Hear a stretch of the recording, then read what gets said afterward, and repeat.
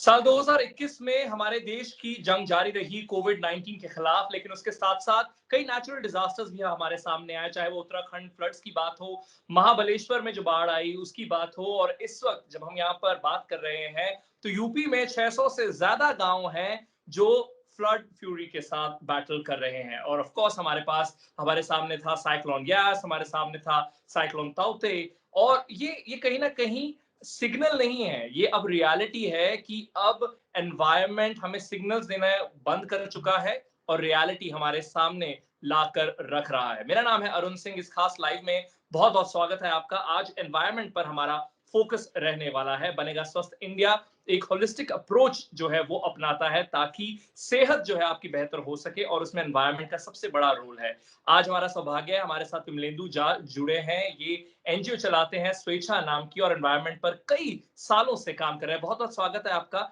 आज हमारा फोकस रहने वाला है जो यूएन का पैनल है आईपीसीसी, उनकी जो रिपोर्ट आई है, जिसकी वजह से खबरों में काफी एक बार फिर से बातचीत शुरू हो गई एनवायरनमेंट के बारे में। सबसे पहले आप इस रिपोर्ट से क्या समझते हैं? What are your hints that you taken from this report? धन्यवाद अरुण। तो सबसे पहले तो एक बहुत इंपॉर्टेंट चीज जो इस आईपीसीसी रिपोर्ट से निकल के आती है वो ये है कि अब इफ एंड बट और मे बी से काम नहीं चलने वाला है। कोई शंका नहीं है कि क्लाइमेट चेंज है या नहीं है। बहुत ही निर्णायक तौर से और डेटा और साइंस के तौर से इस आईपीसीसी की रिपोर्ट ने क्लियरली कहा है कि क्लाइमेट चेंज हो रहा है, क्लाइमेट चेंज का इफेक्ट हो रहा है। भारत जैसे देश और बहुत सारे देश जो है उनके ऊपर इसका इम्पैक्ट भविष्य में तो बहुत ज्यादा होगा। ऑलरेडी वर्तमान में जो है स्थिति भयावह हो चुकी है। So it's almost a code red that IPCC report talks about कि climate change is not an imagination, it's not a संभावना, it is a reality and it is something which. एक बहुत अच्छी चीज जो इस रिपोर्ट में कही गई है कि जिस तरह से पूरा का पूरा विश्व इकोनॉमिक ग्रोथ को चेज कर रहा है, बहुत मेन कारण अगर हम देखें क्लाइमेट चेंज का या फिर इस विनाश का या फिर इन तरह के जो हम हर तरफ देख रहे हैं कि एक अलग तरह की महामारी, मतलब कोविड तो एक वेव होता है, क्लाइमेट चेंज तो पूरा 365 दिन का वेव है क्लाइमेट चेंज। वो जो है वो इकोनॉमिक ग्रोथ के कारण हो रहा है। और इंडिविजुअल जो है, एक इंडिविजुअल और कलेक्टिव, मतलब humanity is the biggest threat, human beings are biggest threat to our planet. और एक आखिरी चीज कि well being should be the priority and not economic growth. राष्ट्रों को, समाजों को और इंडिविजुअल्स को इकोनॉमिक ग्रोथ के ऊपर काम नहीं करना होगा, बल्कि वेल बीइंग के ऊपर फोकस करना पड़ेगा। तभी हम इस चीज से निकल रहे हैं। और इस रिपोर्ट में बहुत अच्छी चीज ये है कि बहुत अलग अलग तरह की सिनेरियोज बिल्ड की गई है कि अगर आप ऐसा करेंगे तो ऐसा होगा, और उसके लिए डेटा है, और आप नहीं करेंगे तो इस कदर स्थिति खराब हो सकती है। तो 1.5 डिग्रीज के बारे में जो कि एक टारगेट है जो अब हम 20 साल में ही पूरा करने वाले हैं। इन द सेंस हमारी स्थिति पहले जो 40 साल में या 50 साल में खराब होने वाली थी वो 20 साल में ही खराब हो जाएगी। That's the best case scenario that we are talking about. And worst case scenario is कि अगर हम अभी भी नहीं सुधरे तो 4.4 डिग्रीज जो है टेम्परेचर राइज होगा हमारे प्लैनेट का, और उसका असर जो है हमारी आबो हवा, हमारी कार्बन सिंक, हमारे जंगल, हमारे समुद्र, हमारी नदियां, सबके ऊपर पड़ने वाला है। ये भी कहा गया है कि भारत के बहुत सारे शहर तो पानी के नीचे डूब जाएंगे। विमलेंदु, यूएन सेक्रेटरी जनरल ने यह भी कहा, there is no time for delay and no room for excuses. India एक बड़ा देश है, और जहां पर एमिशन की बात हो हार्मफुल गैसेस की, तो हमारा नंबर टॉप 3 में आता ही है। तो ऐसे में इस रिपोर्ट से इंडिया क्या सीख सकता है? ऑफ कोर्स बहुत सारे अलार्म्स रेज किए गए हैं अलग अलग ऑर्गेनाइजेशंस के द्वारा, लेकिन अगर इस रिपोर्ट के हिसाब से देखें तो क्या हिंट्स हम पिक कर सकते हैं एज अ नेशन? देखिए, पर कैपिटा जो कार्बन कंजम्पशन है, जो कार्बन फुटप्रिंट है, एक एवरेज भारतवासी का बहुत कम है यूरोप और अमेरिका के बनस्पत और बहुत सारे विकासशील और विकसित देशों के कंपैरिजन में। But as you rightly said, जो हमारा GHG green house gas emission है, हम नंबर 3 में है, क्योंकि ऑलमोस्ट 1.4 बिलियन लोग हैं हमारे।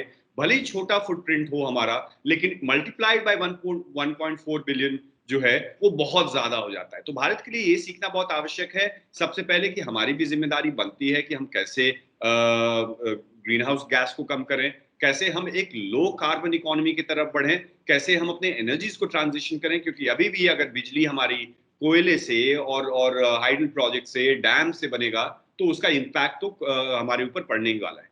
दूसरी बहुत इंपॉर्टेंट सीख जो है इस भारत के लिए वो ये है कि हम क्लाइमेट वल्नरेबल एरिया में आते हैं। हमारी जो वल्नरेबिलिटी है, अगर आप देखें तो इस रिपोर्ट में क्लियरली कहा गया कि इंडियन ओशन की जो तापमान है, बाकी सारे जो और ओशंस हैं उसके उसके मुकाबले इंडियन ओशन का टेम्परेचर सबसे ज्यादा बढ़ रहा है। तो एक वो है, बे ऑफ बंगाल पे इसका इसका असर है, कोस्टल एरियाज में इसका असर है, और साथ ही साथ ग्लेशियर मेल्टिंग जो हम बोल रहे हैं कि जो हमारे हिमालयाज हैं और हमारी भारत की जो बहुत सारी नदियां जो है वहीं से आती हैं, तो उसका उसका भी उसके लिए भी भारत को सीखना बहुत आवश्यक है कि ग्लेशियर से लेकर के समुद्र से लेकर के पहाड़ तक जो है हम लोग वल्नरेबल हैं, और गरीब से गरीब जो तबका है वो सबसे ज्यादा वल्नरेबल इसमें इसमें होने वाला है। तो भारत को इसके लिए एक रोड मैप बनाना पड़ेगा। आगे बढ़ने के लिए हमें लो कार्बन इकोनॉमी के रोड मैप पे चलना पड़ेगा।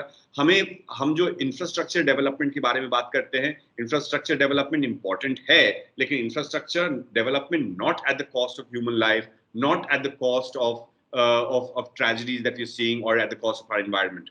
और बहुत इंपॉर्टेंट चीज, हमें चीजों को कनेक्ट करना बहुत आवश्यक है कि क्लाउड बर्स्ट, अगर कल कल भी देखें तो आप हिमाचल प्रदेश में दुर्घटना हुई है, हमने हमने क्लाउड बर्स्ट उत्तराखंड में देखा, हमने एक्सट्रीम हीट वेव्स देखे भारत में बहुत इलाकों में, हमने 2018 और 2019 में एक्सट्रीम फ्लडिंग देखा केरला में। तो ये सारी चीजें जो है वो आइसोलेटेड इवेंट्स नहीं है, these are all events that link towards climate change, and everyone will have to connect the dots. So attribution that it is not, ऐसे ही अगर बारिश हो रही है तो इसको हम सिर्फ एक बारिश और सिर्फ बाढ़ कहेंगे तो हम उसकी जिम्मेदारी, उसके पीछे के साइंस को नहीं समझ पाएंगे।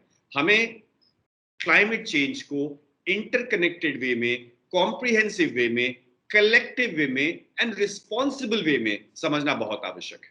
तो विमलेंदु, जैसे आपने सम अप किया है, जो आपने बातें बताई है रिपोर्ट की, अगर उसका कंक्लूजन में मैं बात करूं तो रिपोर्ट कहती है कि ह्यूमंस आर रिस्पॉन्सिबल, वहीं जो अर्थ है वो और ज्यादा वार्म हो रही है, सी लेवल जो है वो राइज हो रहे हैं, and hot extremes are more frequent. So that is how I would like to sum it up. But अब आखिर में दो अहम चीजें हम डिस्कस कर लेते हैं। सबसे पहले तो जो अभी तक के हमने त्रासदियां देखी हैं इस साल की, तो उसके पीछे आप किसको जिम्मेदार ठहराते हैं इंडिया के कॉन्टेक्स्ट में? आपने रिलीफ जो वर्क है वो भी एक तरह से आपने बताया कि क्या क्या चीजें हम कर सकते हैं इन सब चैलेंजेस को डील करने के लिए। लेकिन अगर इन इन स्पेसिफिक डिजास्टर्स की अगर बात कर ले, लेट्स से अगर हम ग्लेशियर रिट्रीट की बात कर ले, या फिर इंडियन ओशन की जैसे आपने बात की कि टेम्परेचर बढ़ रहा है, तो रीसेंट डिजास्टर से क्या आप सीखते हैं और क्या आपकी लर्निंग है?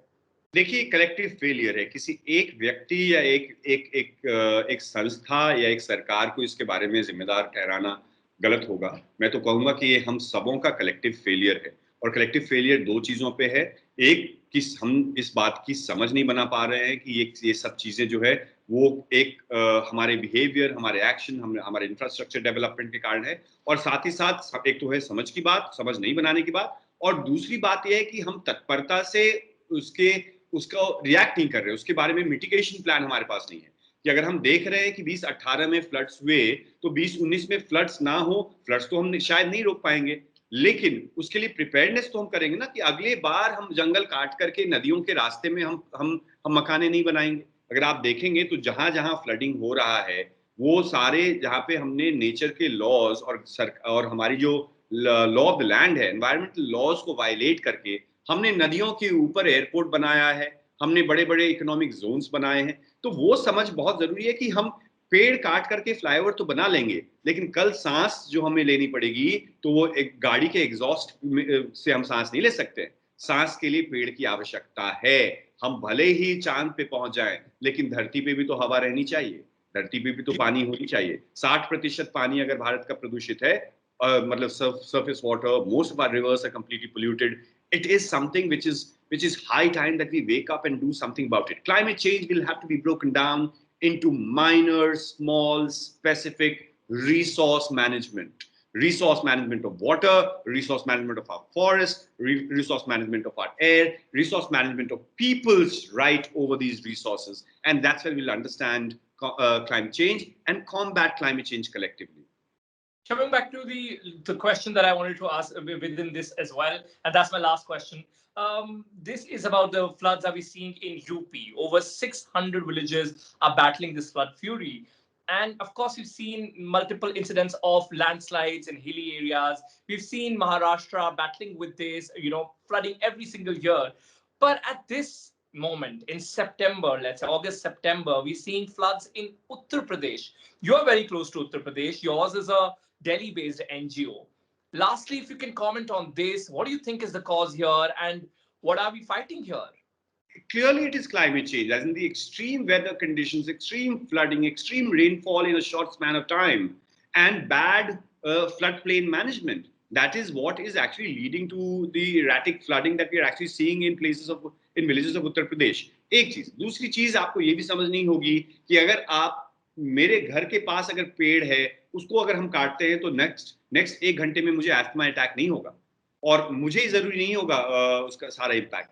सो ये इसका इफेक्ट जो अगर मान लीजिए कोई मध्य प्रदेश में कोई करता है, उसका भी असर जो है उत्तर प्रदेश पे पड़ेगा। अगर हरियाणा में कोई हमारी हवा को प्रदूषित करता है तो दिल्ली में अपने आप दिल्ली की आबो हवा भी खराब होगी। So it's an airshed, it's a watershed, it's a shared carbon, shared climate that we're talking about. So America's behavior influences or affects the way the entire planet's behavior. Similarly, someone sitting in Delhi like myself or yourself, आपके व्यवहार से अगर हम बोलेंगे कि UP में जो गांव वाले डूब रहे हैं वो अपनी गलती से नहीं डूब रहे हैं, वो अरुण और बिमलेंदु की गलती के कारण डूब रहे हैं। ये बहुत ऐसे हाई कार्बन फुटप्रिंट वाले जो इंडिविजुअल्स हैं, हम सबों की गलती के कारण और हमारी सरकारों की नाकामी के कारण डूब रहे हैं। लेकिन last point, there is still a window, there's an opportunity, we can still fix it if we want to fix it. बिल्कुल, और एक आपने बहुत अहम पॉइंट उठाया वो इंटरडिपेंडेंसी का, कि हर स्टेट दूसरी स्टेट पर डिपेंडेंट है और इवन कंट्रीज भी एक दूसरे पर डिपेंडेंट है। जो पानी और हवा है वो कोई सीमा या कोई बॉर्डर नहीं जानते हैं और इसीलिए एक साथ होकर हमें ये काम करना होगा। विमलेंदु, बहुत बहुत आपका शुक्रिया कि आपने इस रिपोर्ट को हमारे लिए डिकोड किया और कुछ तथ्य जो है हमारे सामने रखे। बहुत बहुत शुक्रिया। देखते रहिए हमारी स्पेशल प्रोग्रामिंग बनेगा स्वस्थ इंडिया हमारे टीवी चैनल्स पर, और साथ ही फॉलो करते रहिए हमें हर एक सोशल मीडिया प्लेटफॉर्म पर। मेरा नाम है Arun Singh. It's a goodbye from my side.